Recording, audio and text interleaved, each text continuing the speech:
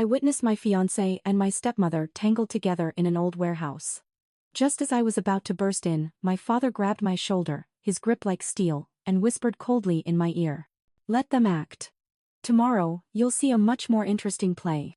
Today marks the second anniversary of my mother's death. The evening sun over New York City dripped like honey, fracturing through the leaves of the trees and scattering brilliant rays of light onto the familiar path to the old family home. It should have been a day of mourning, but in my heart, a coal of warm solace burned. Tonight, my fiancé, Caleb, had agreed to accompany me to the old house to pay respects to my mother. He said that even though she was gone, he wanted to formally honor his future mother-in-law. My name is Chloe Sinclair. I'm 26 years old and the head of the financial analysis team at a prominent investment management firm. To outsiders, my life was perfect: a successful father, a stable career, and an impeccable fiancé like Caleb Reed. He was a talented architect, a kind and warm man. During our 3 years together, he was always my rock, especially after my mother suddenly passed away from a heart attack. He lifted me up from my darkest days, promising to care for and love me for the rest of my life in her place. I believed his words, blindly and completely. But life was never a perfect, rose-tinted picture. My only comfort was my father, but ever since he remarried Tessa, a woman barely 6 years my senior, the distance between us seemed to grow wider with each passing day. My father, Holden Sinclair, is the CEO of the Sinclair Group, a lifelong, successful businessman.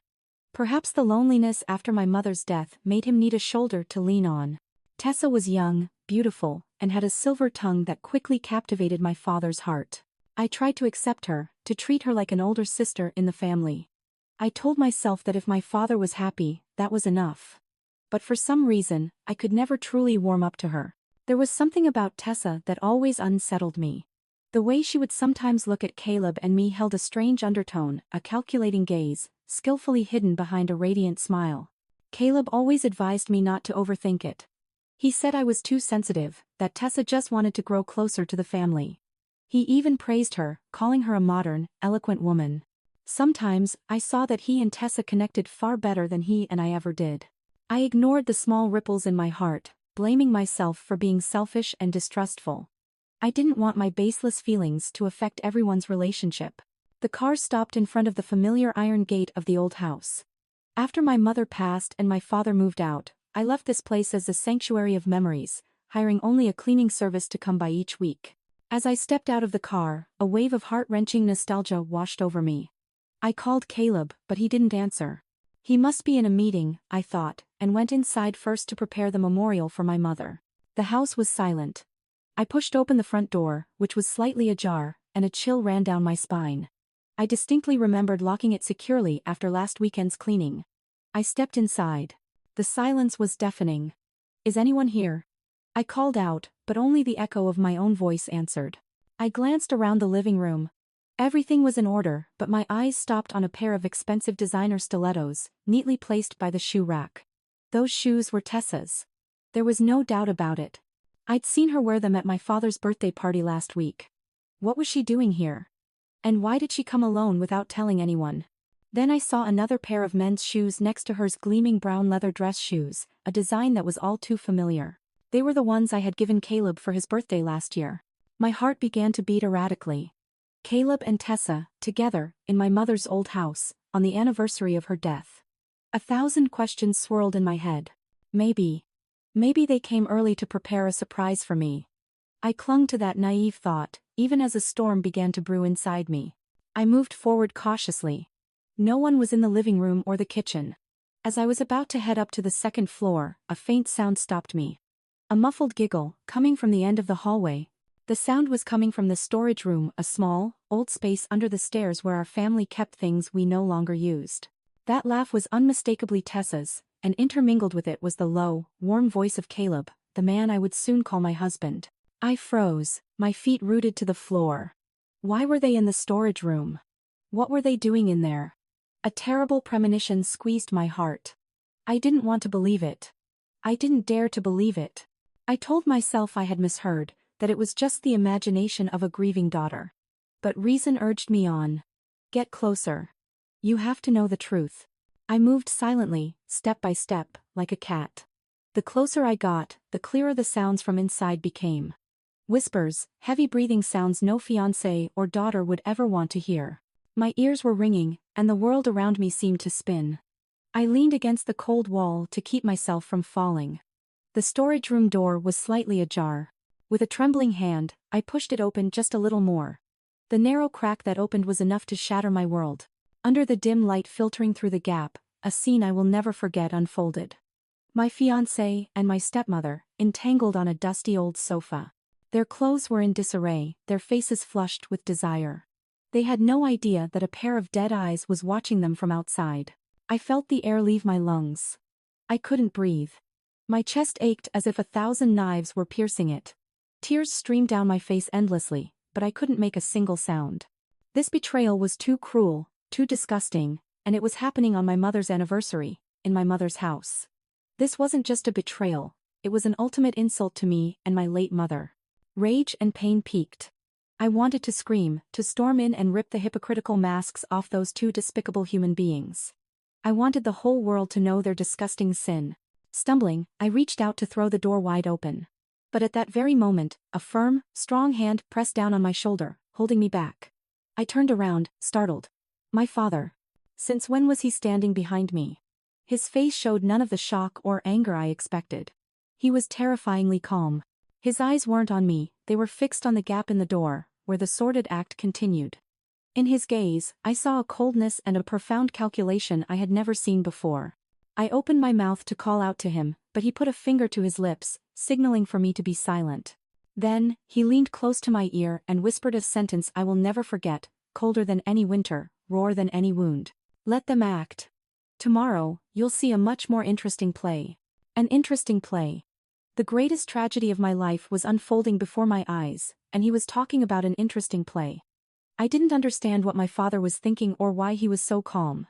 My mind was a chaotic mess of pain from the betrayal and confusion from the strange attitude of the father I had always respected.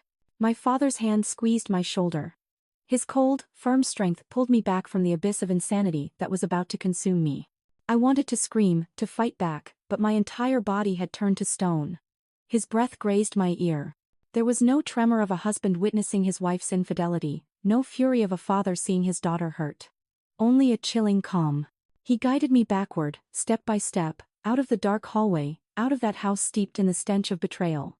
We stepped out into the yard. The cool night air hit my cheeks, but it was nothing compared to the ice freezing my heart. Without a word, my father opened the door of a car I had never seen him drive and gently pushed me into the passenger seat. He got in and shut the door with a solid thud. The car plunged into a deathly silence, broken only by the sound of my heart pounding wildly in my chest.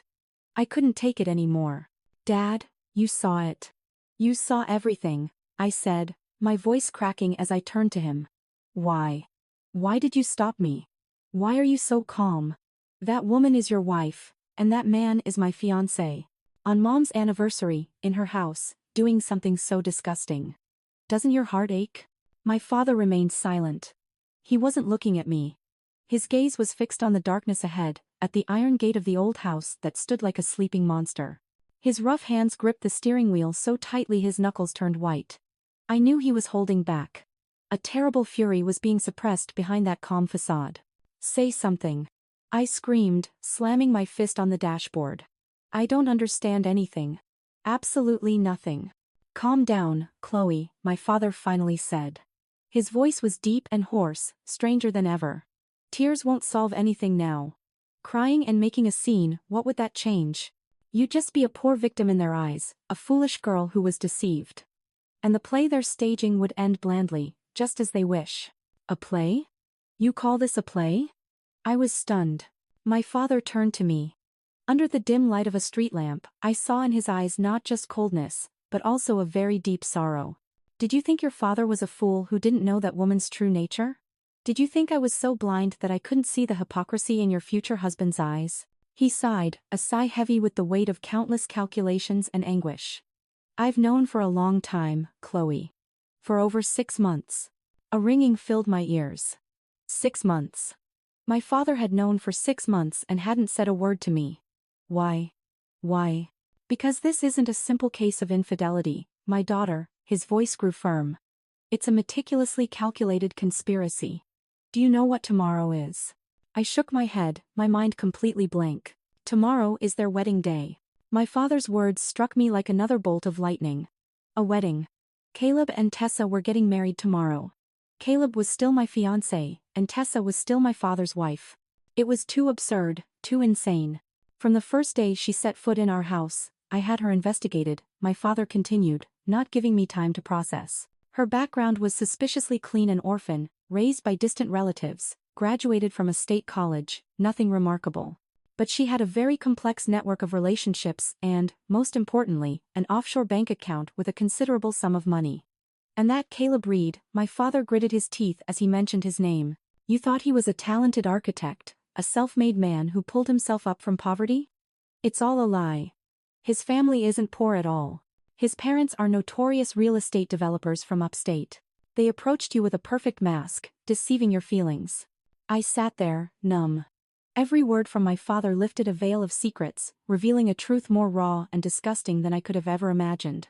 My 3 years of love had been a sham. The poor, devoted architect I had loved with all my heart was a character that didn't exist. What is their goal? I asked. My throat dry. The estate. Our family's entire estate, my father replied. They don't just want the money, they want the company, everything your mother and I built with our lives. Their plan was for Tessa to divorce me and take half the assets, and at the same time, for Caleb to marry you. With your blind love, taking over the rest of the fortune would have been a matter of time. They intended to merge it all and become the owners of everything we have. And tomorrow's wedding, my father continued, is the final step of their plan. They prepared a farce of being discovered in the act. They wanted to force me into a divorce and divide the assets for the sake of honor. They thought I would remain silent for my reputation. They thought you would be so shocked and heartbroken that you would be easy to manipulate. But they were wrong. They didn't know this old fox was already aware of all their moves. The pain inside me slowly faded, replaced by a cold rage. I was deceived, used, turned into a pawn in a dirty game. And my mother, how much would her soul in heaven hurt to see this?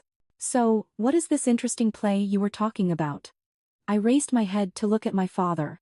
There was no weakness left in my eyes. My father looked at me, a flicker of satisfaction in his eyes.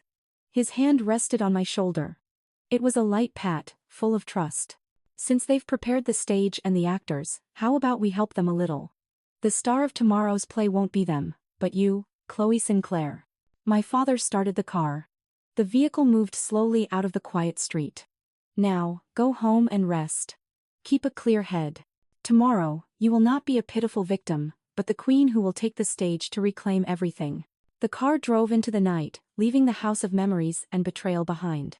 I saw my reflection in the window. The weak, lovesick woman from yesterday was gone. In her eyes, only a flame burned, a flame of hatred and determination. My father wanted me to act. But in this cruel play, what role did he want me to play? The pitiful victim or the ruthless executioner? My father's car didn't head to the penthouse where he lived with Tessa. Instead, it took a completely different route toward the Upper East Side, a luxurious and exclusive residential area. We stopped in front of the largest and most opulent townhouse on the block. It was our family's main residence, where I grew up with my mother. After her death, my father left this place to me as my own space and moved out. It was a place I didn't visit often, as every corner was steeped in memories of her. Why are we here? I asked, my voice still hoarse. My father turned off the engine and faced me. In his eyes, there was no longer coldness, but a firmness mixed with love. Because this is your home. And from this moment on, our war will begin from this fortress. He continued, you are not some poor victim about to catch a cheating partner, Chloe.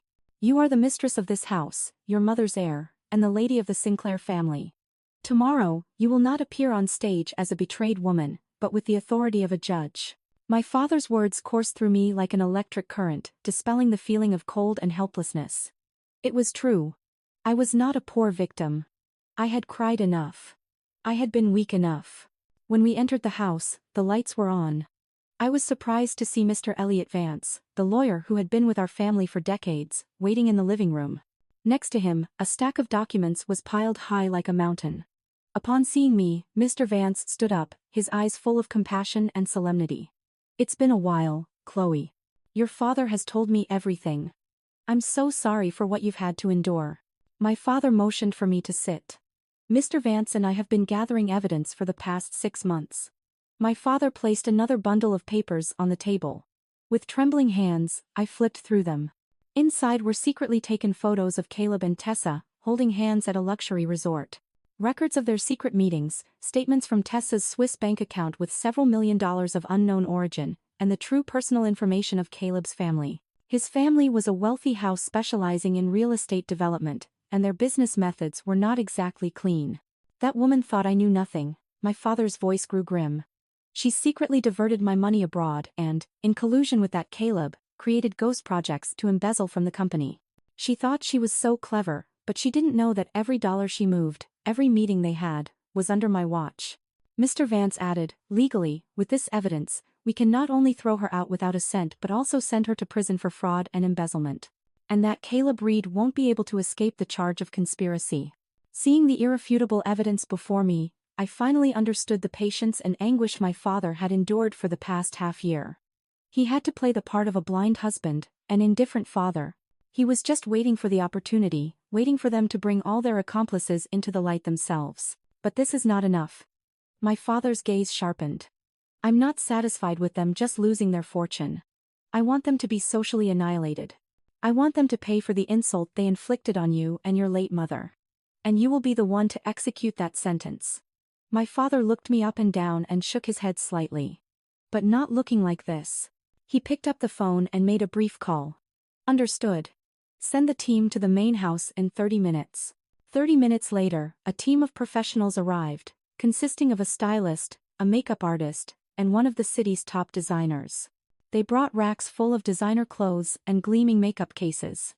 I was bewildered. My father smiled, a rare sight.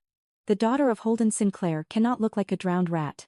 You have to look like a tigress before the hunt. For the next 2 hours, I sat like a doll, watching them transform me. My long, soft hair was cut into a chic bob, dyed a luxurious ash brown. My usually simple face became sharp and authoritative with makeup that emphasized my eyes. Finally, they handed me an emerald green silk dress. The design was simple but exuded an indescribable elegance. When I stepped out of the dressing room, everyone fell silent. I looked at the grand mirror in the hall.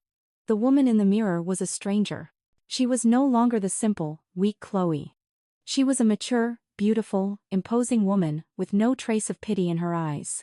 My father approached, his eyes reflecting pride and satisfaction as he looked at me. That's my daughter. He handed me a red silk box. This is the first gift you will send them tomorrow morning. I opened the box curiously. Resting on soft velvet was an antique, elaborate silver crucifix. It was a traditional wedding gift from the bride's family to the couple. Dad, what is this for? I asked, surprised. Tomorrow, at the appropriate time, Mr. Vance will go to the hotel on behalf of the Sinclair family, the bride's family, to deliver the wedding gift to the couple. My father smiled coldly. Mr. Vance also nodded with a very serious expression. I will say that it is a gift from Mr. and Mrs. Sinclair for their son-in-law, Mr. Caleb Reed, and their daughter-in-law, Miss Chloe Sinclair. I will deliberately misstate the bride's name in front of all the guests. I began to understand the intention. It was a preemptive psychological attack. It would cause extreme confusion and bewilderment on their wedding day. It would sow the seed of doubt in all the guests. What credibility does a wedding have when even the bride's family gets her name wrong? But that's just the appetizer, my daughter, my father continued. The main course, you will serve yourself. He looked at me with a meaningful gaze. Do you remember, the Grove? Your mother's favorite restaurant. The head chef there is a good friend of mine. I've specially commissioned him to handle tomorrow's wedding menu. Specially commissioned. I frowned, not fully understanding my father's plan. My heart pounded, but I also felt a thrill of anticipation. The wedding gift was sent, but what would be the feast my father had prepared? And how would I turn their dream wedding into a nightmare? That night, I slept in my old room. The scent of jasmine that my mother loved still lingered in the air. For the first time in days, I had no nightmares. Sleep came peacefully, but in my subconscious, I knew it was the calm before a great storm. The next morning, I woke up earlier than usual.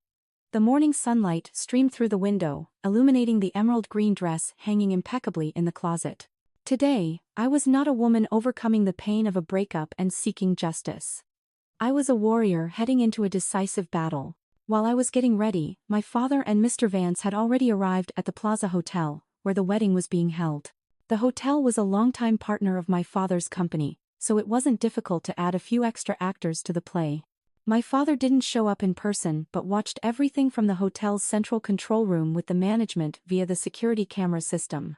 My father wanted the only star on today's stage to be me.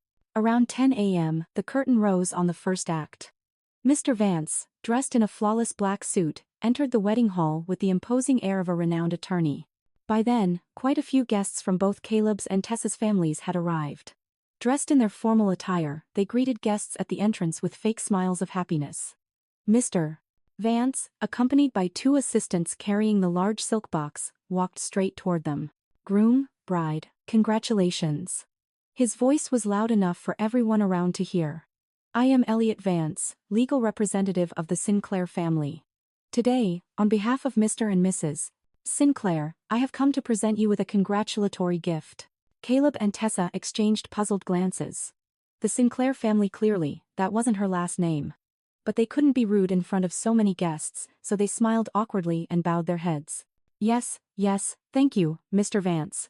Mr. Vance motioned for his assistant to open the gift box. Everyone gasped in awe at the dazzling shine of the antique silver crucifix. Mr. Vance took the crucifix and said in an even more solemn voice, Mr. and Mrs. Sinclair send their blessings to their son-in-law, Mr. Caleb Reed, and their beloved daughter-in-law, Miss Chloe Sinclair. They wish you 100 years of happiness. My name, Chloe Sinclair, echoed clearly in the middle of the wedding hall. The entire hall fell into a dead silence. The soft music seemed to stop, and all eyes turned to the bride and groom. Caleb's face, which had been smiling from ear to ear, froze and turned as pale as paper. Tessa stood with her mouth agape and her eyes wide, unable to say a word. The guests began to whisper. Who is Chloe Sinclair? How can they get the bride's name wrong? How strange is the bride's family? They don't even remember their daughter-in-law's name when giving the wedding gift. Or is there some story behind this? Caleb's parents, the Reeds, who were standing nearby, also turned pale. They rushed over to try to smooth things over. Mr. Vance, you are Mr. Vance, right? I think there has been a mistake. Our daughter-in-law's name is Tessa. Mr. Vance frowned with an expression of surprise and slight displeasure. Tessa? How strange. I'm certain Mr. and Mrs. Sinclair told me the name was Chloe. Could it be that your son is dating two women at once and plans to marry them both? Mr. Vance's half-joking, half-serious words were like a bucket of cold water on the groom's family. The murmurs in the hall grew louder. Caleb was so nervous that sweat beaded on his forehead. No, Mr. Vance, perhaps. Perhaps there was a typo on the invitation, hence the confusion. I'm sorry. Ah, I see, Mr. Vance nodded, but his eyes were full of doubt. Understood. In any case, the gift is delivered. I suppose the bride's name will be clarified later in the ceremony. Congratulations to you both. With that, Mr. Vance placed the heavy crucifix in Caleb's hand and turned away gracefully, leaving a trail of questions and confusion in the minds of the guests. Mr. Vance's performance was a greater success than expected. The cheerful and formal atmosphere of the wedding was now shrouded in a cloud of doubt and awkwardness. From the car, I watched everything through the tablet my father had connected for me and couldn't help but smile. This was just the beginning. The main ceremony began in a very uncomfortable atmosphere. The officiant tried to liven up the mood with flowery words, but he couldn't erase the bewilderment on the faces of the bride, groom, and their families. After a quick exchange of rings, it was finally time for the banquet everyone was waiting for. Waiters in white uniforms began to push food carts covered with gleaming silver domes. Everyone was expecting the delicacies of a five-star hotel. The first course was served. When the silver lids were lifted, everyone was stunned. On the luxurious white porcelain plates, instead of smoked salmon or filet mignon, were slices of fried catfish. Next to it, a bowl of collard greens with ham hocks, smelling strongly of pork and vinegar. Silence fell over the hall, followed by coughs, frowns, and whispers. What? What is this? Catfish and collard greens? Oh my God, what is this strong smell? They're serving this to guests at the wedding of a famous architect? I can't believe it. Caleb and Tessa, who were greeting guests at the tables, also froze. Caleb's face went from white to purple. He looked around for the hotel manager, but no one was in sight. His parents were so embarrassed they wanted the ground to swallow them whole. But that wasn't all. The next course was a hearty beef stew, followed by a thick chili. Finally, the special main course of the banquet was an enormous, steaming pot of Texas-style chili, presented ceremoniously in the center of the stage. The hall descended into chaos. No one was keeping up appearances anymore. The smell of fried fish, pork, and chili mixed, permeating the air of the luxurious ballroom. Some guests, unable to bear it, covered their noses with handkerchiefs, while others stood up, shook their heads, and left. The wedding, which had been elegant and distinguished, had literally turned into a gut-bucket feast. From the car, I felt a great satisfaction watching the chaotic scene on the screen. My father was truly incredible. He wasn't just ruining the party, he was using the most humble and common things to insult their ostentatious and hypocritical appearance. He wanted to tell them that no matter how expensive their clothes were or how luxurious their wedding was, their essence was nothing but vulgar and dirty. When everything was a mess, a clear, authoritative voice suddenly resonated through the hall's speaker system, drowning out all the noise. "I'm sorry to interrupt your joyous celebration." People looked at the stage, bewildered. No one was there. I recognized that voice immediately. It was mine. My father had connected my cell phone to the sound system. The final play, the moment of judgment, had just begun. All the lights in the hall suddenly went out, and a single spotlight illuminated the two enormous LED screens on either side of the stage. And on the screens, a video began to play. The video was recorded with crystal clarity from the point of view of someone hidden behind a door. All too familiar landscape, the storage room of my mother's old house. And the two main characters appeared. The entire hall of guests' eyes were glued to the two huge LED screens, where the raw and ugly play was projected uncensored. The handsome groom, Caleb, entangled with his father's beautiful wife, Tessa, on an old sofa. Their heavy breathing and seductive whispers, even though the volume was deliberately lowered, were clear enough for no one to misunderstand. A sharp scream echoed from the guest area. Caleb's mother, Mrs. Reed, couldn't handle the shock and fainted. Caleb's father, Mr. Reed, his face ashen, rushed to help his wife, muttering incoherently. The groom's family was completely shattered. The pride of their talented son marrying a wealthy daughter-in-law had now turned into an indelible shame. On the stage, Caleb and Tessa were frozen in the center of the humiliation. The blood had completely drained from their faces. They stared blankly at their own sin on the screen with terrified eyes. They looked at each other, then at the crowd, pointing and whispering with a mixture of contempt and glee. "Mr. Caleb Reed," my voice echoed again through the speakers, cold and firm, breaking the suffocating silence. "Remember the words you told me? That you loved me. That you would take care of me for a lifetime. But it seems you have forgotten the meaning of the word lifetime." The video on the screen faded out, and in its place, a photo of me appeared, a very professional portrait. In the emerald green dress, with the distinctive bob haircut and an authoritative gaze, I looked straight ahead. "I, Chloe Sinclair, the fiancé you betrayed, and the daughter of the man your bride is cheating on, sincerely congratulate you on your wedding." My appearance on the screen, with a completely different look and vibe, caused another shock. People began to realize that the woman in the photo was the same person Mr. Vance had named when delivering the gift. All the pieces fit together. It wasn't a mistake, it was an exquisitely orchestrated revenge. "And this is the second wedding gift I want to give you," my voice continued. The screen changed again. This time, a series of documents were projected in a slideshow format. The first was the statement from Tessa's Swiss bank account, showing transfers of large sums of money from shell companies. The next was the organizational chart of the front companies Caleb and Tessa had created to embezzle funds from my father's company, with losses amounting to several $1,000,000. Finally, the emails and messages they had exchanged, discussing their plan to take over the fortune and how they would oust my father from his own company.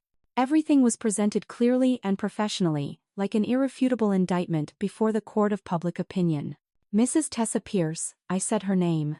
"You deceived a man who could be your father with your youth and sweet words. You embezzled millions of dollars, the fruit of his blood and sweat, to finance your life of luxury and your dirty conspiracies. Do you think you deserve the title of bride?" "Mr. Caleb Reed," I addressed him. "You used your intellectual appearance and your self-made man image to deceive my feelings for the past 3 years. You used my trust to turn me into a puppet in your and your lover's scheme. Do you think you deserve the title of groom?" The atmosphere in the hall was no longer one of curiosity but of genuine outrage. "Scammers. Shameless. Get those too." The shouts began to erupt from below. Some incensed guests stood up and pointed at the stage. Caleb, as if cornered, suddenly howled like a wounded beast. "Shut up, all of you. What do you know? It's that Chloe, that woman set us up." He turned to Tessa and grabbed her hand. "It's because of you. Everything is ruined because of your stupid plan." "What did you say?" Tessa no longer maintained her fake sweetness either. She shook off his hand and glared at Caleb. Who was the one who, out of greed, wanted to make the score of a lifetime? Who whispered sweet words to me and made me all sorts of promises? And now you're blaming it all on me, you coward. They began to attack each other right there on the stage, in front of hundreds of pairs of eyes. The farce of their fake love had completely collapsed, leaving only the ugly face of greed and selfishness. They brought up each other's sins, insulted each other, and revealed their dirtiest secrets. At that moment, two groups of people in plain clothes entered from both sides of the stage. One group approached Caleb and Tessa and showed them a badge. "Mr. Reed, Mrs. Pierce, we're with the NYPD. You are under arrest for organized fraud and embezzlement." The cold handcuffs clicked shut on their wrists. All resistance was futile. The other group went straight down to where Caleb's parents were sitting, stunned. "Mr. and Mrs. Reed, we need to ask you some questions about your alleged cover-up and complicity in fraud. Please come with us." The lavish wedding banquet transformed in an instant into a dramatic scene of criminal arrests. The entire groom's family, who had conspired in the scam, not a single one escaped justice. As the police led them away, Caleb, passing by the technical area, suddenly stopped. His gaze locked onto a middle-aged man standing silently in the darkness. It was my father. Caleb looked at him, no longer with aggression, but with extreme fear in his eyes. Perhaps at that moment, he realized that his true opponent was not me, but the real old fox, the tiger of the business world. My father simply looked at him coldly, without any emotion. It was the look of the victor at the loser. I watched everything from the control room. I didn't feel a ripple in my heart. Justice had been served. "Mom, are you watching? Those who insulted your daughter and tried to ruin our family's life's work have finally paid for it." When it was all over, I turned off the microphone. The room returned to silence. I leaned back in the chair, feeling immense relief along with extreme exhaustion. A chapter of my life had officially closed. But just as I stood up to leave, an unexpected scene on another camera screen recording the back door of the hotel made me stop. A familiar female figure dressed in black, her face hidden by a hat and sunglasses, was hurriedly getting into a taxi. Her gesture, her handbag, I recognized her without a doubt. It was my aunt, my mother's only sister, the person I had always loved and trusted. It was my Aunt Laura. What was she doing here? And why did she have to leave so stealthily? I stood frozen, my eyes fixed on the security screen. The video was blurry and lasted only a few seconds before the taxi disappeared, but I was certain. It was my mother's sister, my Aunt Laura Jennings. She was my only remaining maternal relative, the one who held me and comforted me at my mother's funeral, the one I went to whenever I was sad. But why was she here on the day this grand play unfolded? And why did she have to leave so quickly and secretly? A vague unease crept into my mind, a feeling more unpleasant than when I discovered Caleb's betrayal. Caleb, after all, was a stranger, but Aunt Laura was my blood. I tried to dismiss the thought. I told myself it was just a coincidence, that perhaps my aunt had business at the hotel and didn't want to get involved in the commotion. But my intuition, sharpened after so many events, told me something was wrong. My father entered the control room. His face looked much more relaxed, as if a great weight had been lifted from his shoulders. He patted my shoulder. "Well done, daughter. Very well done." "Dad," I turned to him, trying to keep my voice normal. "I think I just saw Aunt Laura here." My father's body tensed for an instant, and a complex expression crossed his face, but he quickly returned to normal. "Aunt Laura? You must have been mistaken. Your aunt is on a business trip in Chicago right now. It was probably someone who looks like her." My father's quick denial only increased my suspicions. My father was not one to lie, unless it was about something very serious. He was hiding something. What was the connection between Aunt Laura and today's play? Over the next few days, a media storm erupted. The catfish wedding and the dramatic reveal at the plaza became the hottest topic in all the papers and on social media. My father's company, under his guidance, skillfully turned this crisis into an opportunity. They didn't hide the facts but revealed everything, building the image of a group determined to uphold justice against fraud. My image, that of a brave young woman who dared to expose evil, was also portrayed as a symbol of strength and wisdom. The company's stock, instead of falling, soared. Legally, with irrefutable evidence, everything proceeded quickly. Caleb, Tessa, and Caleb's family received the punishment they deserved for organized fraud. The shady real estate empire of Caleb's family also collapsed as a consequence. Justice had been perfectly served, but in my heart, I still hadn't found true peace. The image of Aunt Laura sneaking away from the hotel continued to haunt me. I decided I had to find the truth for myself. I called her. Her voice sounded as loving and warm as ever. "Oh, Chloe, I heard the news. Are you okay? You don't know how worried I've been." If I had been in New York, I would have rushed over, but I'm so busy with work in Chicago I couldn't get away. My aunt's life flowed without the slightest hesitation, and my heart ached. I suppressed my emotions and pretended to believe her. "Yes, Aunt Laura, I'm fine. It's all over now. When are you coming back?" "Probably not until the weekend." "Now, you get some rest, and if you need anything, just call me." The call ended, but my mind was a whirlwind. My aunt was lying, and so was my father. Why were the two most important people to me hiding secrets? I couldn't just sit back. I had to go to Chicago. I told my father I wanted to take a trip for a few days to clear my head and chose Chicago as my destination.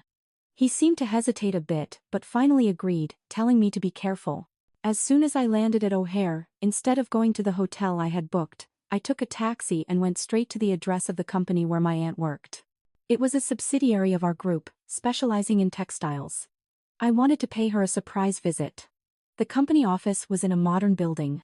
I went in and told the receptionist I was Director Jennings's niece and wanted to surprise her. The receptionist smiled kindly and pointed me to her office. I took a deep breath and quietly opened the door. "Aunt Laura?" The woman sitting behind the desk looked up. It wasn't Aunt Laura, but a complete stranger. She looked at me in surprise. "Excuse me, who are you looking for?" I'm looking for Director Jennings." "Isn't this her office?" I stammered. The woman laughed. "Ah. You mean Director Jennings. The director has been on leave for a month.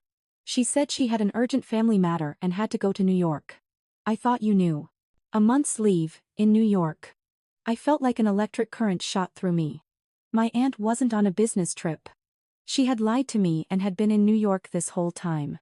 But why did she have to lie? Why did she have to move around in secret? I apologized hastily and rushed out of the office. My head was spinning. I wandered aimlessly through the streets of Chicago. The blue lake, the towering skyscrapers, the golden sun, everything seemed meaningless. I felt as if I had fallen into another dense fog, a play far more complex and incomprehensible than Caleb's. I sat in a cafe by the river, trying to sort out my thoughts. Aunt Laura was at the wedding. My father knew but hid it. Aunt Laura lied about her business trip. What exactly was her role in this whole story? A wild thought crossed my mind. Could Aunt Laura be connected to Caleb and Tessa's conspiracy? No, it couldn't be. She's my mother's sister. She loved me like a daughter. But why would she have to hide her presence? While I was lost in my confused thoughts, my phone rang. It was an unknown number. I hesitated for a moment but answered. "Hello? It's me, your aunt, Chloe." Aunt Laura's voice came through. It wasn't as affectionate as usual. Instead, there was a clear undertone of urgency and anxiety. "I know you're in Chicago, and you went to the company to look for me. Don't try to find out anything more, Chloe. Things are not as simple as you think. Go back to New York immediately. This place is not safe for you." "Aunt Laura, where are you? Why did you lie to me? What is going on?" I demanded. "I can't tell you over the phone. I just want you to know that everything I do is to protect you. There are people even your father won't cross. Don't dig any deeper. Listen to your aunt and go back to New York." With that, she hung up abruptly, not giving me time to ask more. Her warning, instead of scaring me, strengthened my determination. People even my father won't cross. Who could they be? And why did my aunt have to run? Was she protecting me, or was she hiding an even more terrible secret? The mysterious call from Aunt Laura was like a stone thrown into a calm lake, creating countless ripples of doubt in my mind. Instead of returning to New York as she had told me, I decided to stay. I could no longer be a puppet moved by others' plans, living in the dark. I had to find out the truth for myself. People even my father won't cross. Who could they be, and what did they have to do with my mother, Aunt Laura, and me? But where to start? Aunt Laura had vanished without a trace. My father was too far away and was clearly hiding something from me. I felt alone again. At that moment, I remembered a detail. When Aunt Laura called, the area code that appeared on the screen was not from Chicago, but from another city, Key West, Florida. I saw a faint ray of hope. Could she be there? Without hesitation, I took the first flight to Key West. The old streets of the island town welcomed me: historic wooden houses, narrow, shaded lanes, and a unique, laid-back atmosphere. But I was in no mood to enjoy the scenery. I began a vague, hopeful search. I walked the streets, going into cafes and souvenir shops, showing Aunt Laura's photo and asking. But everyone shook their heads. Key West was a busy tourist destination. Finding someone who was deliberately hiding in this sea of people was not easy. After a whole day with no results, I dragged my exhausted body to a bench on the pier. The sunset dyed the entire sea a golden color. My heart was heavy with disappointment. Perhaps I had been too naive. Maybe it would have been better to go back to New York and live a normal life, as my aunt said. Just as I was about to give up, a familiar figure caught my eye. Across the pier, a woman was coming out of an old art gallery. Her posture, her hairstyle, it was Aunt Laura. But she wasn't alone. Next to her was a man, and they seemed very close. The man had his arm around my aunt's shoulder, and she rested her head on his. My heart stopped. That man. I had seen him somewhere before. I searched my memory. A vague recollection surfaced. It was Mr. Alistair Cromwell, an old business partner of my father's. Someone my father had trusted deeply in the past but had cut all contact with for some reason unknown to me. I vaguely remembered my mother once telling me that Mr. Cromwell was a very dangerous man and that I should not get close to him. Why was Aunt Laura with him? What was their relationship? My mother's warning echoed in my ears. A chill ran down my spine. Could he be the person even my father dared not cross? I quickly stood up and hid behind a large palm tree, watching silently. They went into a nearby upscale restaurant together. Without hesitation, I followed. I chose a table in a corner, far enough not to be seen, but close enough to hear their conversation. Really, that girl Chloe is very bold, I heard Aunt Laura's voice. There was a mixture of worry and pride in it. She came all the way to Key West alone to look for me. I gave her a good scare, but I don't know if she's gone back. That girl is just like her sister, Mr. Cromwell's deep, warm voice sounded, stubborn and brave. But that's exactly why we have to protect her more. That friend of yours, Holden, is playing a very dangerous game. That friend of yours, Holden. They referred to my father by his first name. I know, Aunt Laura sighed, but I had no other choice. That girl is the only blood my sister left behind. I can't let her be in danger. How much longer do we have to hide this truth? It's almost time, Laura. Almost time to reveal everything. Mr. Cromwell's voice became solemn. Our enemy is showing more and more of his true face. The Caleb and Tessa case was just a test for them, a failed test. They won't stop there. But we got what we needed, right? Aunt Laura asked hopefully. Mr. Cromwell nodded. That's right. That ledger is the key. Your sister risked her life to protect it. We can't let her sacrifice be in vain. A ledger. The key. My mother's life. A ringing filled my ears, and my head spun. What were they talking about? My mother's death wasn't an accident from a heart attack. There was a ledger, a secret my mother had to protect with her life, and Aunt Laura and Mr. Cromwell were continuing that mission. They weren't enemies, they were on my side, hiding a truth far more terrible than I could imagine. I sat there, stunned, forgetting even to order. A waiter had approached my table. Miss, would you like to order? I was startled and said hastily, just a glass of water. But it was too late. My voice, though very low, had caught the attention of the next table. Aunt Laura and Mr. Cromwell turned at the same time, and our eyes met. I clearly saw the shock and bewilderment on my aunt's face. Mr. Cromwell simply frowned and stared at me with a penetrating gaze. Chloe, what are you doing here? Aunt Laura stammered, jumping up. The charade of hiding was abruptly over. I knew I could no longer stay on the sidelines. I had officially entered a dangerous world, a war where I didn't even know the face of the enemy. What terrible secret did that ledger hold that my mother had to trade her life for it? The air in the luxurious restaurant suddenly became suffocating. The three of us sat opposite each other in a silence so deep you could hear the clinking of knives and forks against plates at neighboring tables. Aunt Laura looked at me with eyes full of guilt and worry. Mr. Cromwell, after the initial surprise, quickly regained his composure. His gaze no longer scrutinized me but seemed to be evaluating me in depth. "How long have you been following us, Miss Sinclair?" Mr. Cromwell finally broke the silence, his voice deep and firm. "Since the art gallery," my voice was low but steady. There was no fear left, only an intense desire to know the truth. "Aunt Laura, Mr. Cromwell, you have to explain. Why did you deceive me? And what is this ledger? What does it have to do with my mother's death?" Aunt Laura couldn't meet my eyes and lowered her head. "Chloe. I'm sorry, Mr. Cromwell placed a comforting hand on her shoulder. Then he turned to me with a very serious look. "Miss Sinclair, there are truths that are not always necessary to know. Your aunt, and your father as well, if we lied, it was only to protect you. The world we are facing is too dangerous and cruel. We didn't want you to be drawn into that vortex." "Protect me?" I smiled bitterly. "By making me live in a lie? By letting me blindly love a man who was planning to destroy me? By making me believe my mother died of an illness when the truth might be something else? That's not protection. That's contempt." My words stabbed like a knife into Aunt Laura's chest. She looked up, her eyes red. "No, Chloe, I have never looked down on you. It's because I love you too much, because I'm too afraid of losing my sister's only child." "Then tell me the truth," I interrupted. My voice was no longer a demand but a desperate plea. "I'm old enough to face it. I'm not the weak girl from before. I exposed Caleb's family with my own hands. I can protect myself. Please, both of you, tell me the truth about my mother." The determination in my eyes seemed to convince them. Mr. Cromwell and Aunt Laura exchanged a silent look. Finally, Mr. Cromwell sighed. "All right. Perhaps you have become strong enough to know. But not here. This place has too many ears." He stood up, paid the bill, and led us out of the restaurant. We walked along the seashore toward an old villa in a secluded lane, completely isolated from the noisy street. The house exuded a quiet, old-world atmosphere.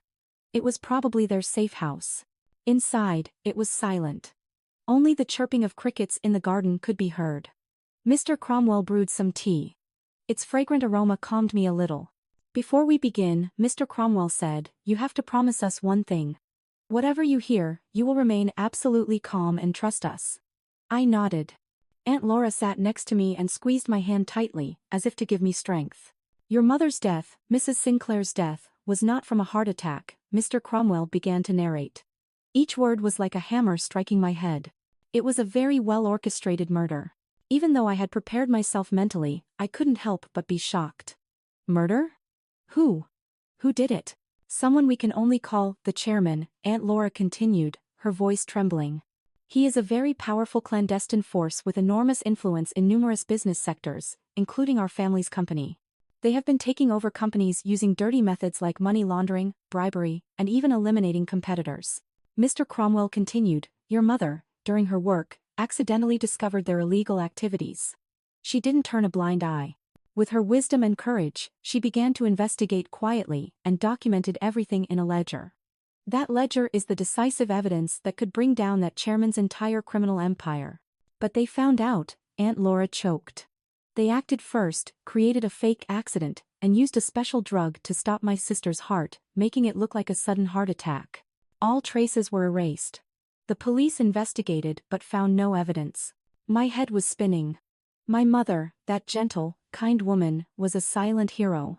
She fought alone against a huge dark force and paid with her life. "Before she died," Mr. Cromwell continued, "your mother gave that ledger to your father, Mr. Sinclair, and pleaded with him to protect you at all costs and expose that chairman to the world.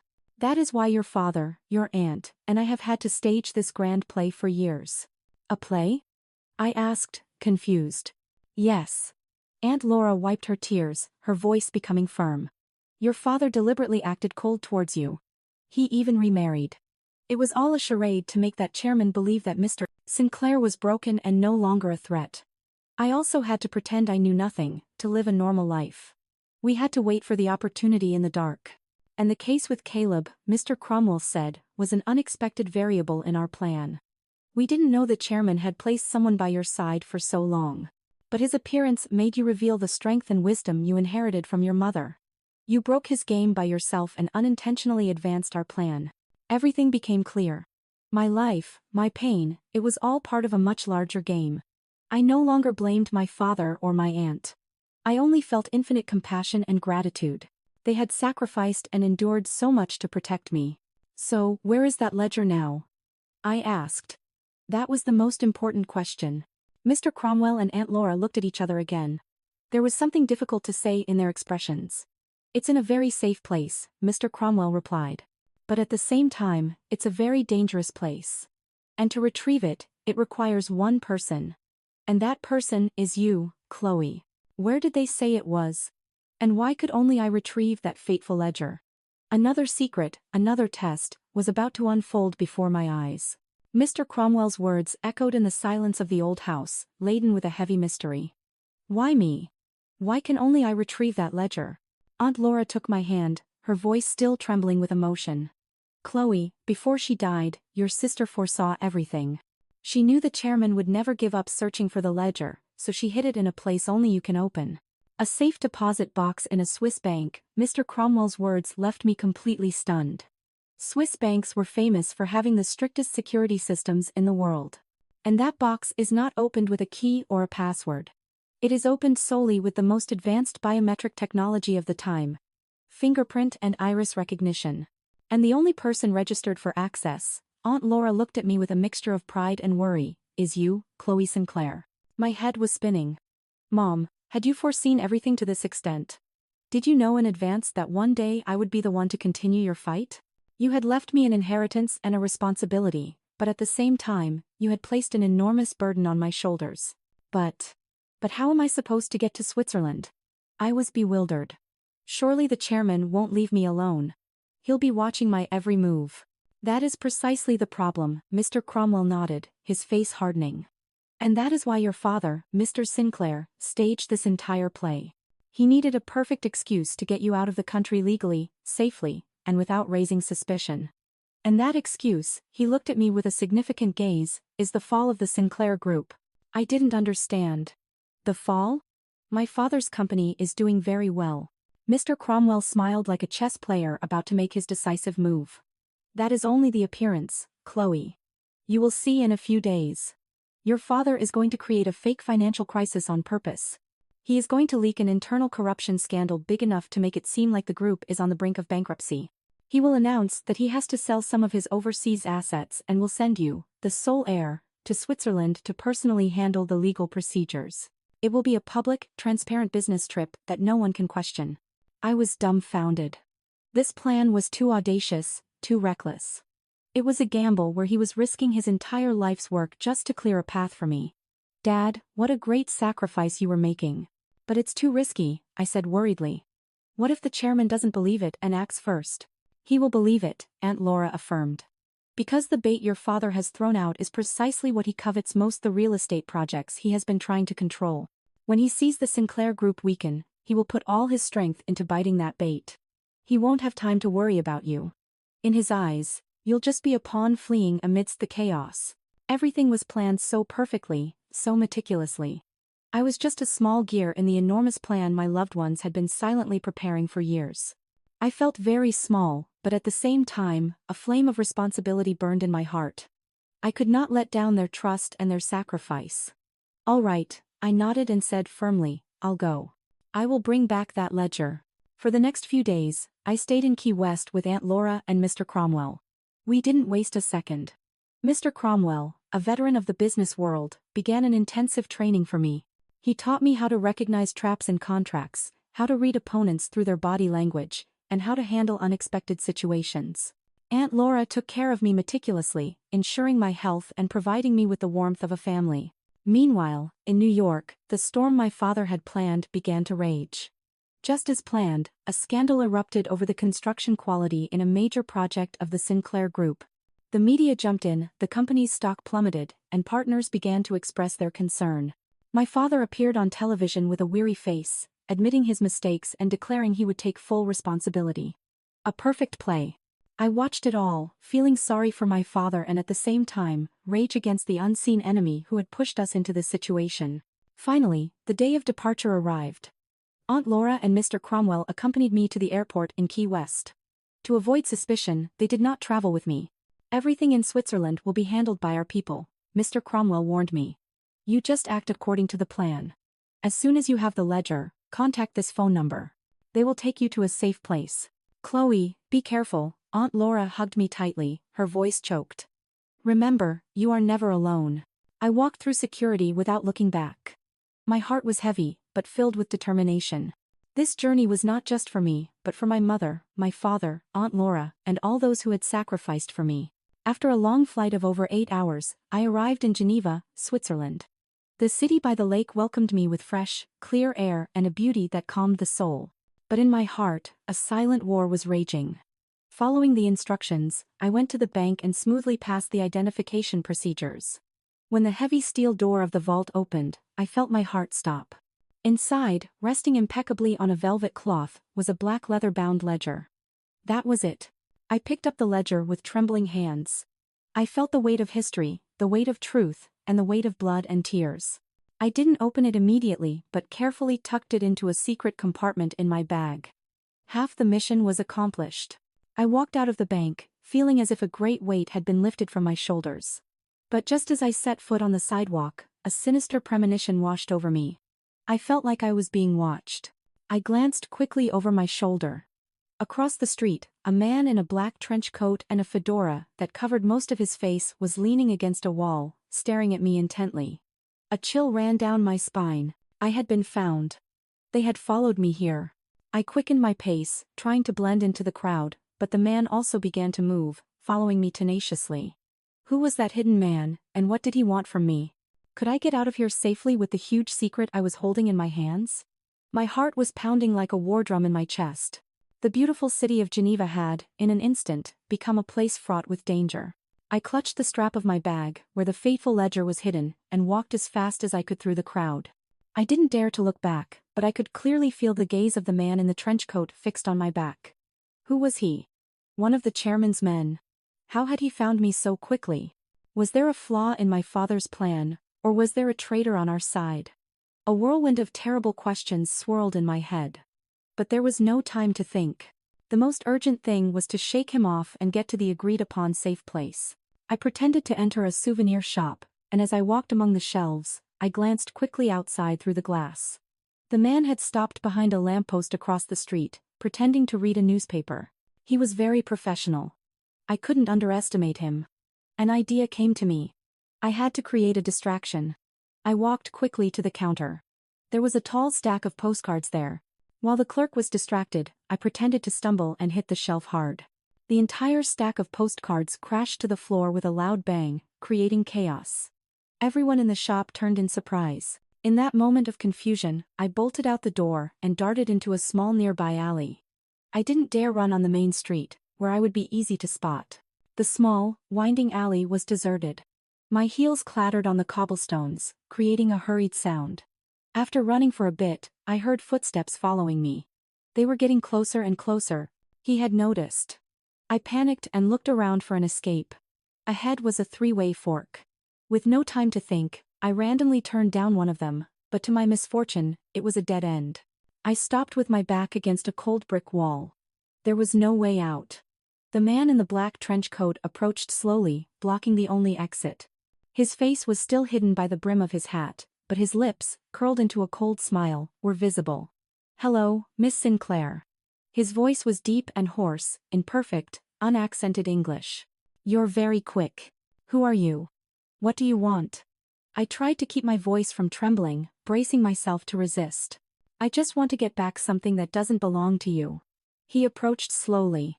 "Give me the ledger, and I'll let you go." "I don't know what ledger you're talking about," I lied, pressing myself further against the wall. The man let out a dismissive laugh. "Do you think you can fool me? The chairman already knew all of your moves. Your father's bankruptcy farce was very clever, but you underestimated us." So it was him. He was one of the chairman's men, they knew everything. I had walked into their trap. "You'd better be smart, miss." He pulled something cold and shiny from his coat. It was a dagger, gleaming under the dim afternoon light. "Your life, or an old book. The choice shouldn't be difficult." He lunged at me, and I reflexively screamed and raised my bag to block him. The sharp blade tore through the leather of the bag and grazed my arm, leaving a burning wound. Blood began to well up. In the midst of panic and pain, I acted on instinct. I swung the bag hard and hit him in the face. Taking advantage of his stumble, I pushed him with all my might and fled. But I didn't get far. The wound in my arm and the extreme fear had robbed me of all my strength. The man caught up to me quickly and grabbed me by the hair. I fell to the cobblestone ground, and he got on top of me, clamping one hand over my mouth and raising the dagger with the other. "I gave you a chance," he snarled. I shut my eyes tightly. It was all over. I had failed. "Mom."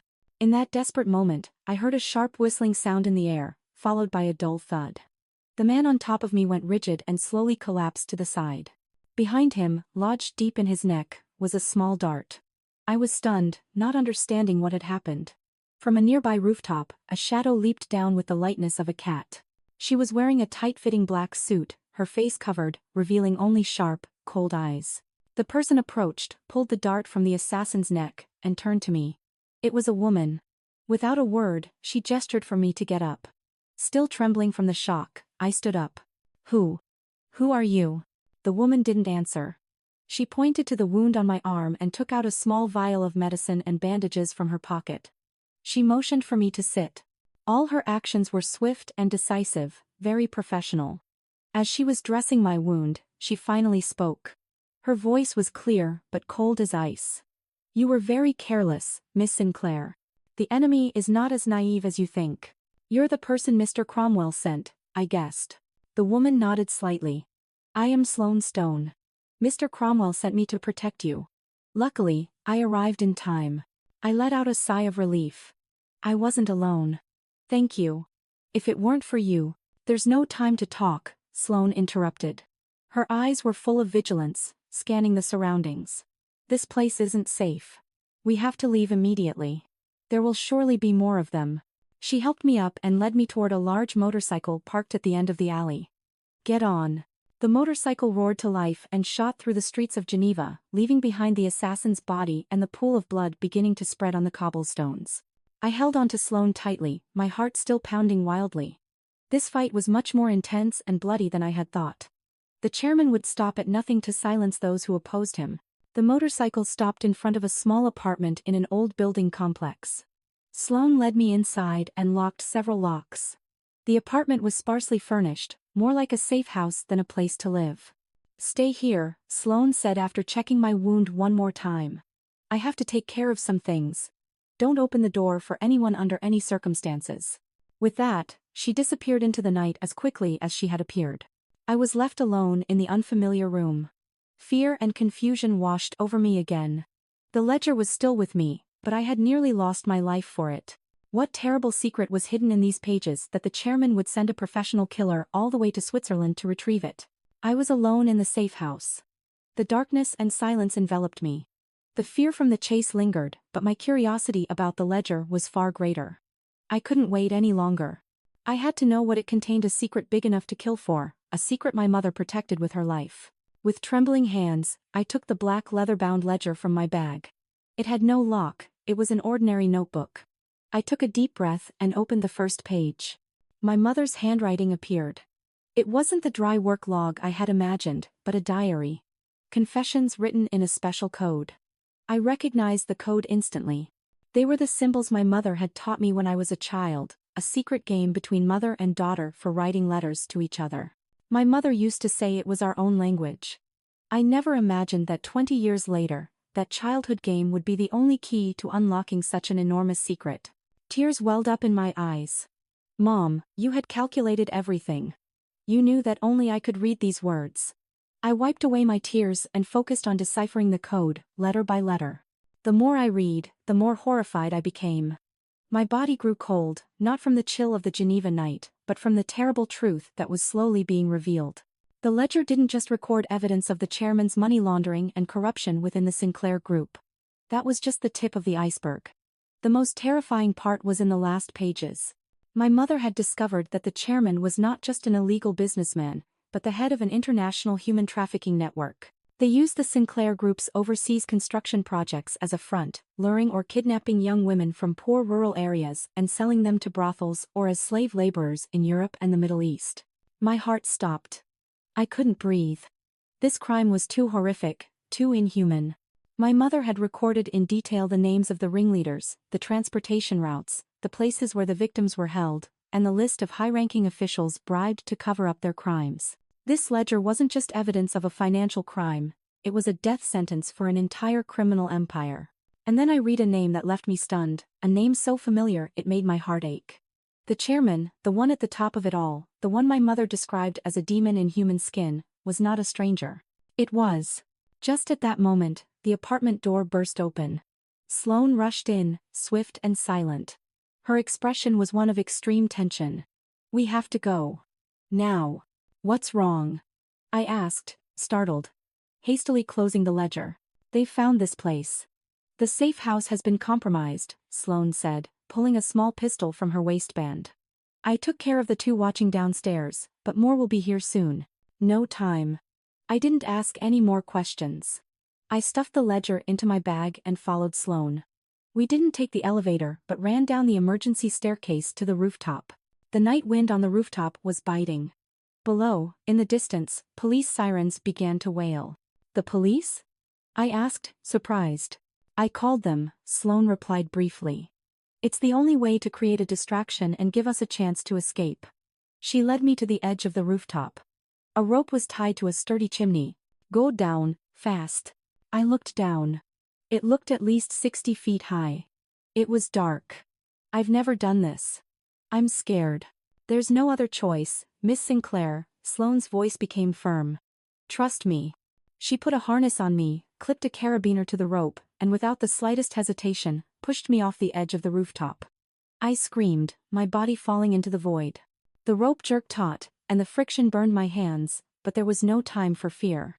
I gritted my teeth and, following Sloane's instructions, slowly rappelled down.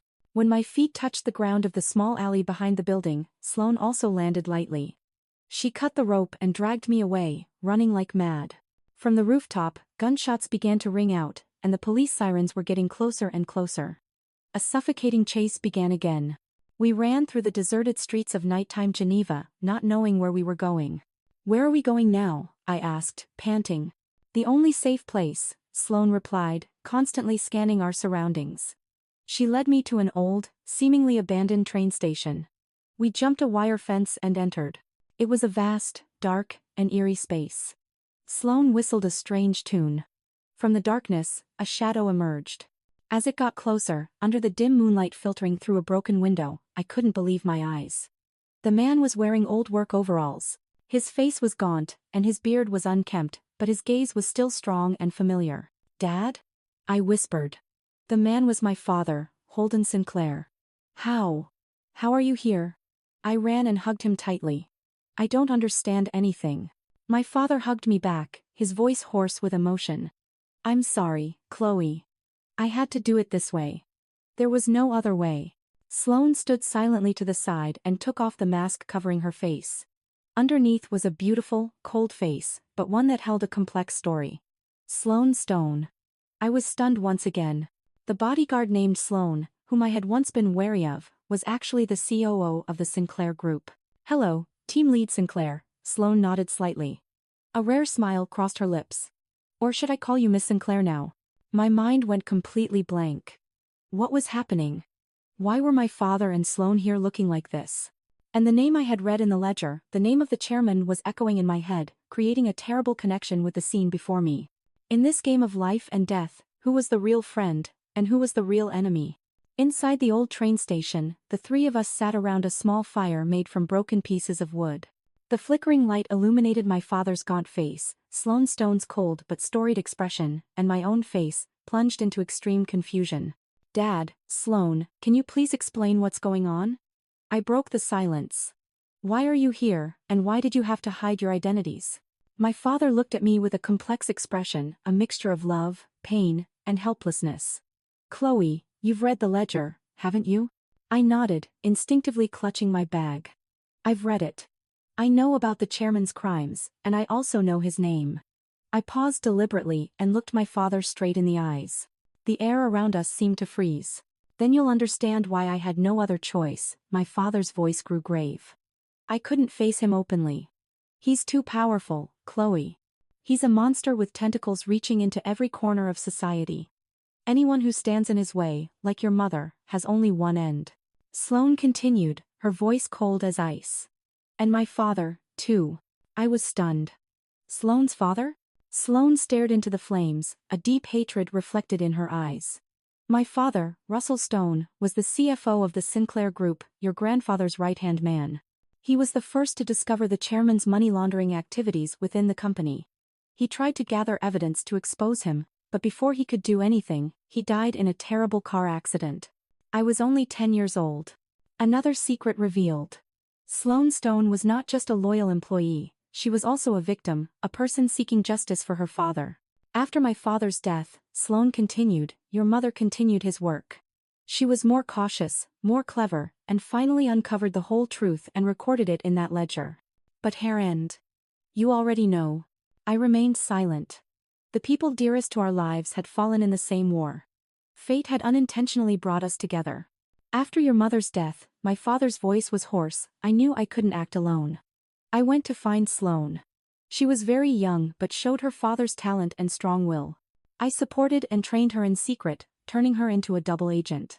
On the surface, she appeared to be a trusted person the chairman had infiltrated into the company, but in reality, she was my eyes and ears, gathering information in the dark and protecting you. Now it all made sense. Sloane's cold attitude, the fake confrontations, it was all an act to deceive the enemy. She had to live with two identities, enduring everyone's misunderstandings, just to protect me and wait for the day of revenge.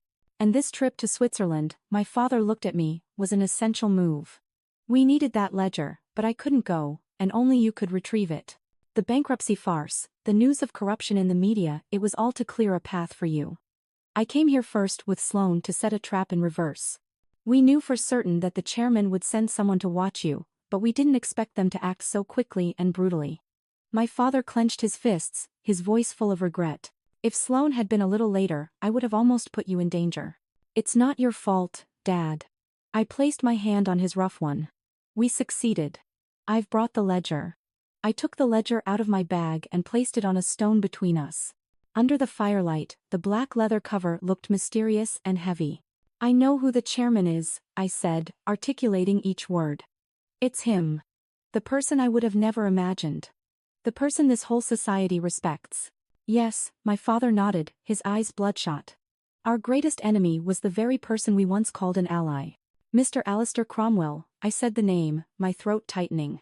Mr. Alistair Cromwell, the family's old friend and advisor, the one who staged the wedding gift delivery farce with me, the person I had trusted completely. In the end, it was all a play within a larger play.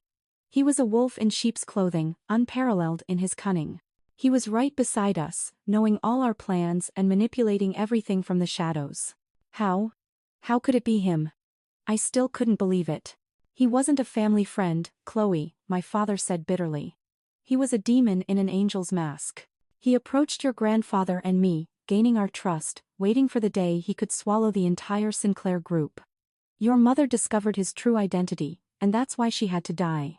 And Sloane's father, too. The Caleb and Tessa case, too, Sloane said, was one of his plays. He let that plan fail spectacularly on purpose. He wanted to use that incident to make you trust your father and himself completely, so you wouldn't suspect anything when you walked into a bigger trap in Switzerland. He thought after you got the ledger, he could easily take it from a weak woman like you. Goosebumps prickled my skin. What a meticulous and evil conspiracy. Plans within plans. He calculated every detail, manipulated everyone's psychology. He was a terrifying opponent. Then why did he reveal his identity to my mother? I asked. Because he was too arrogant, my father replied. He was sure he had won. He wanted your mother to die in the pain and despair of being betrayed by someone she trusted. But he didn't expect that your mother, until her last moment, was one step ahead of him. My father looked at the ledger with pride. This ledger not only contains evidence, but it is also the final trap your mother left behind. A trap? I looked at him curiously. The tension grew inside me again. Mom, what other secret had you left in this ledger? And how would it help us bring down the monster that was the chairman? My father didn't answer immediately. He took the ledger from my hands and opened it to the very last pages. Under the flickering light of the fire, I saw that there was no longer any code, only blank pages with a few small symbols in the corners. Your mother knew that with this evidence alone, no matter how solid, it would be difficult to bring down someone like Alistair Cromwell. With his power and his network, my father's voice was thoughtful. He could easily use his money and power to distort the truth, even to frame us. Your mother needed a definitive weapon, a fatal and unstoppable blow. Sloane, who had been silently analyzing the situation until now, spoke up. And that weapon was his greed. My father nodded, a look of admiration for his late wife in his eyes. Yes. Your mother created a trap that exploited Alistair's insatiable greed. In the last pages of this ledger, your mother fabricated information about a secret treasure. A treasure? I asked, surprised. Information about an anonymous bank account in the Cayman Islands, with hundreds of millions of dollars, my father explained. This money is described as the illicit funds the chairman has been siphoning for years. Your mother created supporting documents and fake transaction codes so elaborately that anyone reading them would believe they are real. And most importantly, she recorded the only key to access that account. And that key?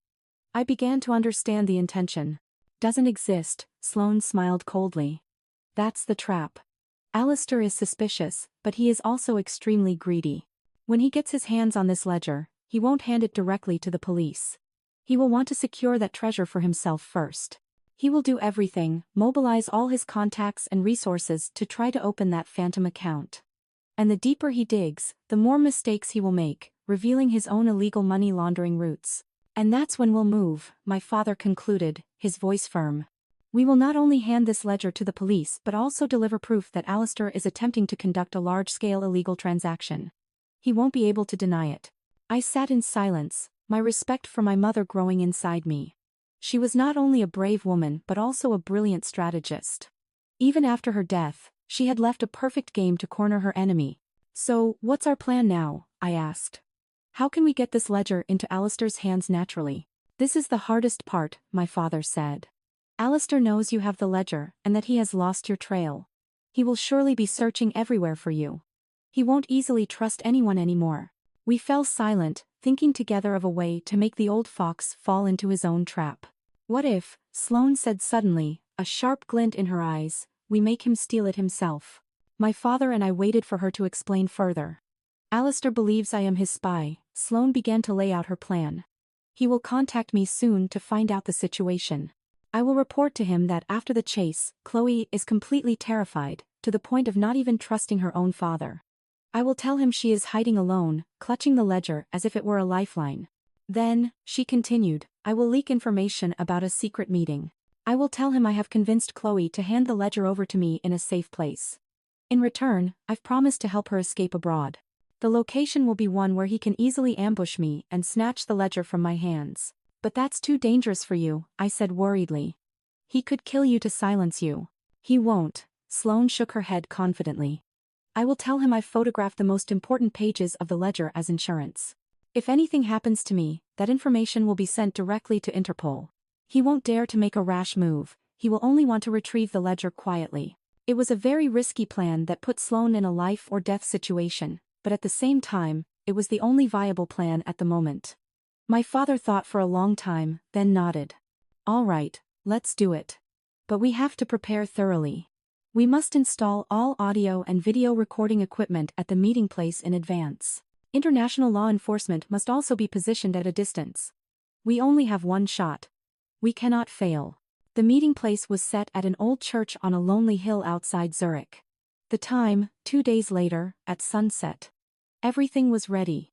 I looked at Sloane, a woman my own age who was carrying a mission far heavier than herself. Sloane, thank you. She just gave me a soft but firm smile. For my father, and for your mother. 2 days later, at sunset, from a hiding spot on the opposite hill, I watched every movement at the old church through a small pair of binoculars. My heart was pounding, my palms were sweaty. My father was next to me, tense as a drawn bowstring. Special police forces were already hidden in the surrounding forest, ready to move. At the agreed time, Sloane arrived by car. She got out, carrying a black leather briefcase that contained the ledger. She entered the church alone.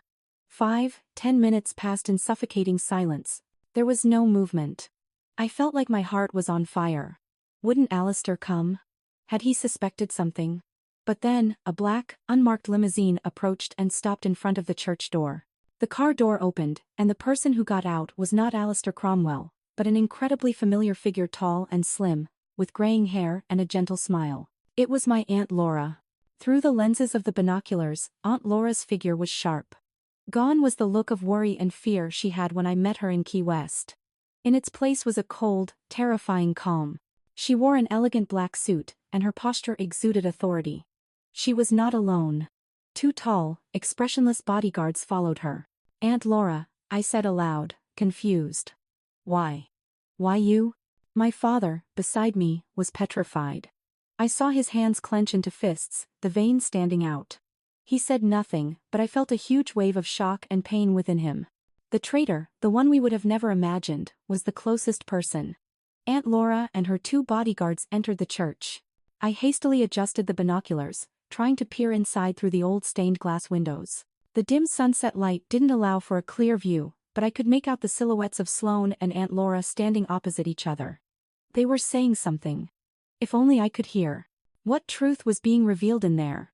What was Aunt Laura's true role in this whole conspiracy? My father picked up the walkie-talkie, his voice hoarse. "All units, attention. Change of target. The person who has appeared is a woman. Presumed high-level accomplice. Hold your positions and wait for my orders. Do not act without my signal." Inside the church, the conversation between the two women was tense. Sloane, despite her surprise, maintained her characteristic calm. "Hello, Director Jennings," she said, her voice cold as ice. "I was expecting your boss to come in person." Aunt Laura smiled, a smile I had never seen on her before, alluring and dangerous at once. "The boss has more important matters. This small issue, I can handle myself. Where is the ledger?" "Here." Sloane held up the briefcase. "But before I hand it over, I want to know one thing. Why you? You are Mrs. Sinclair's sister. Why did you betray your own sister, your own family?" The smile vanished from Aunt Laura's lips, replaced by a deep hatred. "Sister? Don't you mention that woman's name in front of me. She is not my sister. She is the woman who took everything from me." Sloane frowned. "Took everything from you?" "Yes." Aunt Laura's voice sharpened. Her usual sweetness had completely disappeared, leaving only a face contorted by hatred. Everyone thought she was the talented, beautiful, and good angel. And me? I was just her shadow. Since we were little, I always had to live under that huge shadow. My parents loved her more, the teachers preferred her. And even the man I loved only saw me as her substitute. "The man you loved was Holden Sinclair, wasn't he?"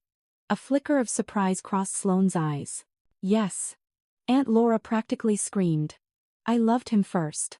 I was by his side first, but then that woman appeared, and he forgot my existence. He only saw her. He married her, and I had to watch my happiness being snatched away. I hate that woman. I hate her daughter, that child who was born to steal all the love that should have been mine." On the hill, through the listening device my father held, I heard the entire conversation. My body trembled. It was a truth too terrible. Blind hatred over love had turned the aunt I had always loved into a demon. "So, all of this?" Sloane stammered, incredulous. "Yes, I planned it all." Aunt Laura laughed like a madwoman. "I approached the Sinclair Group's enemy, that chairman my sister was investigating. I sold out my own sister. I gave them the information so they could act. I removed the thorn in my side with my own hands. I thought when she died, Holden would come back to me, but no. After his mourning, he found another woman, that Tessa. He was never mine. The plan with Caleb and Tessa, I also managed from the shadows," she continued, confessing in her madness. "I wanted to destroy everything. I wanted that woman's daughter to feel what it's like to be betrayed and abandoned, just like me. I thought when the Sinclair family fell and everything collapsed, I would be the last one left to comfort Holden and take everything that should have been mine." Aunt Laura's confession became the most powerful indictment, revealing not only her crimes but also a soul rotted by jealousy and hatred. "Now you understand." Aunt Laura regained her composure and pointed a gun at Sloane. "Give me the ledger, and I'll let you die peacefully." But Sloane showed no fear. She only looked at Aunt Laura with a mixture of pity and contempt. "You've lost, Director Jennings. You lost the moment you let hatred cloud your reason. What did you say? Aunt Laura snarled. Did you really think the chairman trusted you? Sloane scoffed. You are nothing more than a pawn in his hands. He used you to eliminate Mrs. Sinclair. He used you to destabilize the Sinclair Group from within. And now that you are no longer useful, what do you think he will do with someone like you who knows too many secrets? Just as Sloane finished speaking, a shadow appeared silently behind Aunt Laura. A man in a grey suit, with a familiar, gentlemanly face. It was Alistair Cromwell, the chairman. You're right, Miss Stone, Alistair's voice sounded, deep and cold. A pawn should only fulfill its function. Aunt Laura turned, startled. Her face turned pale upon seeing the man she had always obeyed. Chairman, what are you doing here? Alistair didn't answer. He simply raised the pistol in his hand and pointed the black barrel directly at Aunt Laura. You know too much, Laura. Thank you for retrieving the ledger. Bang. A single, cold shot broke the silence of the church. Aunt Laura crumpled to the floor. Her eyes were still open, filled with shock and disbelief. The blood that gushed from her chest stained the ancient marble floor red. On the hill, I witnessed everything through the binoculars. I felt my strength fail me. A person, my relative, had ended her life in such a miserable way at the hands of the person she had blindly followed. Crime and punishment, all in an instant. Alistair reached for the briefcase in Sloane's hands. But just then, something unexpected happened. Aunt Laura, in her last breath, with the last of her strength, pulled a small grenade from her pocket and tossed it at Alistair. We'll die together. Everything happened too fast. Sloane, on reflex, pushed Alistair and threw herself to the ground. Down. My father's scream through the walkie-talkie came just before a terrible explosion shook the entire hill. The stained glass windows of the church shattered into 1,000 pieces, and a dense cloud of smoke and dust billowed from inside. My heart stopped. Sloane. The ledger. Move in, my father commanded. Immediately, special police forces swarmed the church from all directions. I couldn't wait any longer. Ignoring my father's warnings, I ran down the hill and into the chaotic scene. When I entered, the smoke was still thick, and the smell of gunpowder stung my nose. The scene before my eyes was horrific. Aunt Laura lay motionless, her body mangled. Nearby, Alistair Cromwell, the chairman, also lay in a pool of blood. A piece of shrapnel from the grenade was lodged deep in his chest. He was gasping his last breaths, staring blankly at the partially collapsed church ceiling. His criminal empire had come to an end, ultimately due to his own cruelty and distrust. But where was Sloane? I looked around in a panic. I'm here, a weak voice came from under a pile of wooden pews. Several officers and I rushed to lift the heavy pieces of wood. Sloane lay there, covered in dust. One of her legs was trapped under a large beam, bleeding profusely. But in her hand, she still held the black leather briefcase tightly. Despite her serious injuries, she had not let go of our most important weapon until the very end. Sloane, are you okay? I knelt down, crying. Sloane managed a tired but satisfied smile. I'm fine. We won, Chloe. With that, she lost consciousness.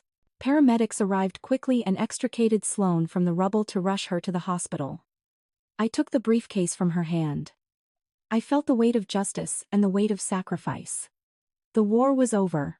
The chairman and the traitor had paid for their crimes. Thanks to the ledger, the decisive evidence, their criminal organization was completely dismantled shortly after. Numerous high-ranking officials and related individuals were arrested. It was a true earthquake that shook the foundations of politics and business. 1 year later, a bright, golden sun streamed through the windows of the CEO's office at the Sinclair Group. I looked down at the bustling traffic below, feeling a deep peace in my heart. The past year had been a trial by fire. After the chairman's fall, my father officially returned, and together, we navigated through the storm to steer the ship of the Sinclair Group. We carried out a comprehensive reform, eliminating all corrupt elements and rebuilding the group on the foundations of transparency and honesty. Sloane, after months of treatment and physical therapy, made a miraculous recovery. The long scar on her leg became a symbol of her courage. She was appointed executive vice president, becoming my most solid right-hand woman. Our relationship went beyond a simple alliance, becoming a sisterhood forged in life and death. The case of Caleb's family was also reviewed.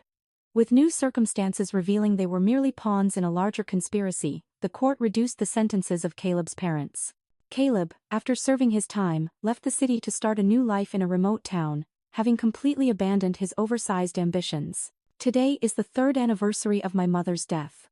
My father, Sloane, and I visited her grave. At the gravesite, situated on a windy hill overlooking the sea, we placed a bouquet of white lilies, her favorite flowers. I lit incense and whispered silently to my mother. "Mom, are you watching? Justice has been served. You can rest in peace now. I didn't let you down, did I?" My father stood beside me and put his arm around me. He said nothing, but I felt his warmth and his pride. Sloane also placed a bouquet of white chrysanthemums on the grave next to it. It was the grave of her father, whose honor had been restored. The two silent heroes could finally smile from heaven. As we were preparing to leave, a familiar car approached. Mr. Vance got out. He was not alone. Beside him was a tall, strong-looking man in a detective suit. I recognized him as the man who had led the arrest operation at the church last year. "Mr. Sinclair, good morning," he smiled, a friendly smile different from his usual seriousness. "I came to pay my respects to our predecessors." I later learned his name was Detective Ethan Hayes. He was the one who had personally handled my mother's and Sloane's father's cases, investigating silently for years. He was also the one who collaborated with my father on the plan in Switzerland. We stood for a while, talking about work, about future plans. He mentioned he would soon be promoted and transferred to New York. "Then we'll have the chance to see each other again," my father said, looking at me with a meaningful glance. I just smiled. A strangely warm feeling blossomed in my heart. My life had gone through a huge storm, losing many things, but it had brought me things far more precious. Rediscovered family affection, a ride-or-die friend, and perhaps even a new beginning for love. I looked out at the vast sea with its endless waves. The rain and wind would pass. The storm would subside. In the end, the sky would be clear again. My war was over, but a new journey, a new, brighter, and happier chapter was just beginning.